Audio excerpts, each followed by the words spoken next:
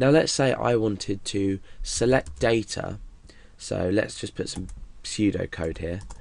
Select data, or select the username from users. So this is our table here, where the ID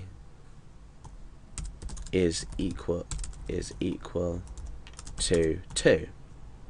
So this is what we call a query. This is in pseudocode at the moment. I haven't, well, almost, it's just English language, but what I've done here is I've constructed something called a query, and what a query does is it allows us to use specific syntax. This isn't specific syntax at the moment, to select information from different parts. So what we're doing here is we're selecting the username in this column here from users table, which is this whole table here, where the ID is equal to 2. So the ID is equal to 2, we want to select the username, and we're taking the username, which is Billy. So this query would return the value Billy. So you can see the advantages of storing inside a database. It might look complicated at this stage, but when you start to use it inside PHP, PHP makes it very easy for you to extract data, even insert data, and perform a variety of queries, etc. And that's done through MySQL. So you can also have other tables. So we can have table, let's say uploads. We might have allow users to upload files. Now why is this going to be useful? Let's just add another column called ID, and then I'm going to say user ID, and I'm going to say location. So the ID will again be auto increment, but this time user ID, what we're doing here is we're referencing the user ID back to this initial ID, because that is the user's ID. So you can call these column names anything you like, but I recommend something of the similar structure. So user ID might be 1, and the location of the file that's been uploaded might be logo.png, for example. And now we can come on to say record 2, and this might be user ID 1 again, might have uploaded a file called php.jpg. Onto record 3, and we might have user 2 upload a file called art.jpg.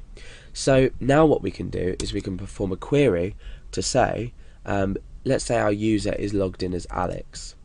What we would do is we would have the ID ready to select things relative to Alex. So the ID is 1. This is unique to the user Alex. So what we could do is we could say select location from uploads. Remember, this is the table name, where user ID is 1.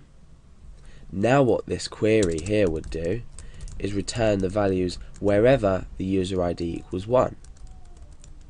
So it would essentially return these two.